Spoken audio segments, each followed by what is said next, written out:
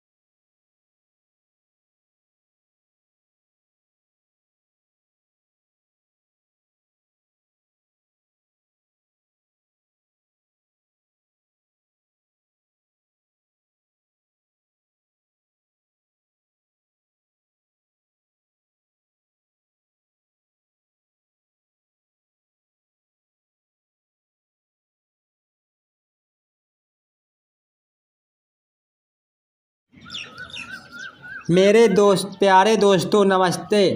आज मैं आपको धर्मराज और एक मृत बालक की कहानी सुनाने जा रहा हूँ। पुराने समय में एक गांव में पुनिया नाम की एक औरत रहती थी। उसका एक ही पुत्र था जो उसका एकमात्र सहारा था। पुत्र के अलावा इस दुनिया में उसका कोई नहीं था। वह बहुत गरीब थी और गांव वालों के यहाँ चौका बर्तन करके किसी तरह अपना जीवन व्यतीत करती थी। बेटे का पालन पोषण कर रही थी। एक दिन एक दुर्घटना घट गई। उसका बेटा घर के बाहर खेल रहा था, तभी उसे भयंकर सांप ने डस लिया। बेटा यमलोक सिधार गया। पुनिया अब दुनिया में अकेली हो गई। जिस पर अपने उसके पुत्र को डसा था उसे एक बैलिया ने देख लिया था। उसने किसी तरह उस सांप को पकड़ लिया। वह उसे लेकर पुनिया के पास आया। पुनिया अपने बेटे के मृत शरीर के पास बैठी दुख से रो रही थी। उसके आंसू रुकने का नाम नहीं ले रहे थे। उसका एकमात्र सहारा था पुत्र दुनिया को छोड़कर चला गया था। बैलिये ने पुनिया को सांत्वना देते हुए कहा, अब जो हो चुका है उसे बदला तो नहीं जा सकता।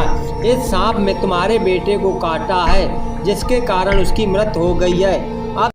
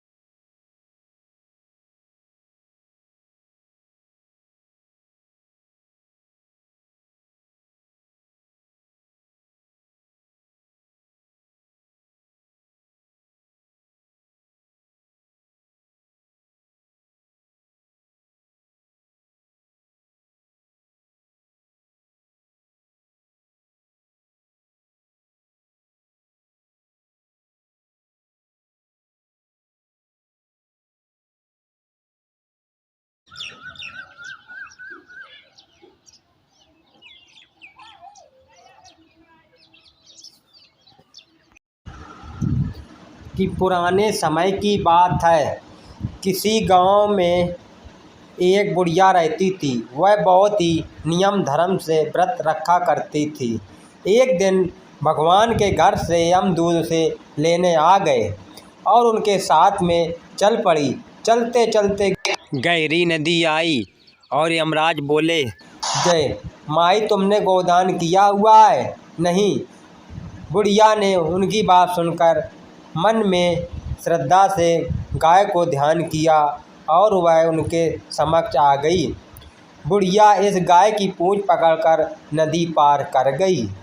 वहीं बीचों के साथ फिर आगे बढ़ी। काले कुत्ते आ गए।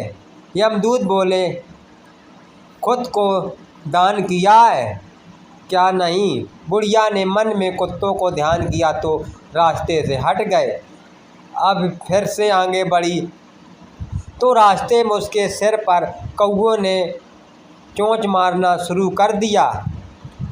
यमदूत बोले, माई, ब्राह्मण की बेटी के सिर में तेल लगाया था। बुढ़िया ने ब्राह्मण की बेटी को ध्यान किया तो कौवे ने चोंच मारना बंद कर दिया। कुछ आगे बढ़े तो बुढ़िया के सिर में कांटे चुभने लगे। यमदूत फिर से बोले, माई, किसी को दान किया था?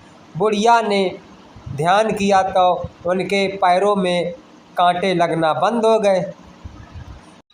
जब आगे बढ़े तब यमराज जी चित्रगुप्त से बोले, चित्रगुप्त जी महाराज बोले, धर्मराज जी महाराज, बुढ़िया ने दान पुण्य बहुत किया, लेकिन आपकी ना तो कोई कहानी सुनी, ना ही कोई दान पुण्य किया है।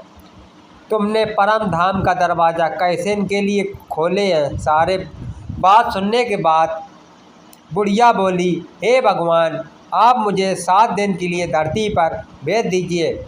मैं धर्मराज जी महाराज का व्रत रखूँगी, उनका ध्यान करूँगी और वापस धरती पर अपने गांव आ जाती है। गांव आने पर उसे सब भूतनी समझकर अपना दरवाज़ा बंद कर लेते हैं। तब वह अपने घर गई तो बेटा वह ने अपना दरवाज़ा बंद कर लिया। बुढ़िया ने कहा कि भली नहीं हूँ मैं तो धर्मराज जी की आज्ञा से वापस धरती पर 7 दिन के लिए आई हूँ। इन दिनों में मैं धर्मराज जी का व्रत करूँगी और उनका उद्यापन करके हम लोग आप चली जाऊंगी।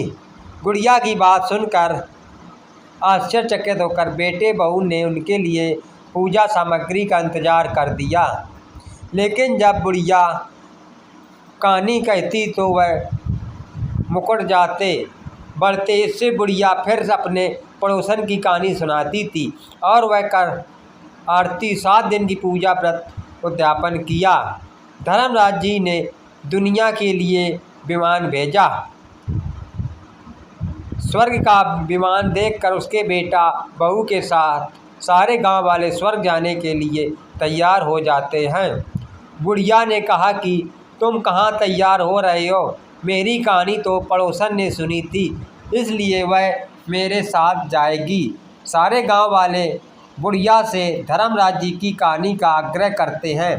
तब बुढ़िया उन्हें धर्मराज जी का कहानी सुनाते हैं।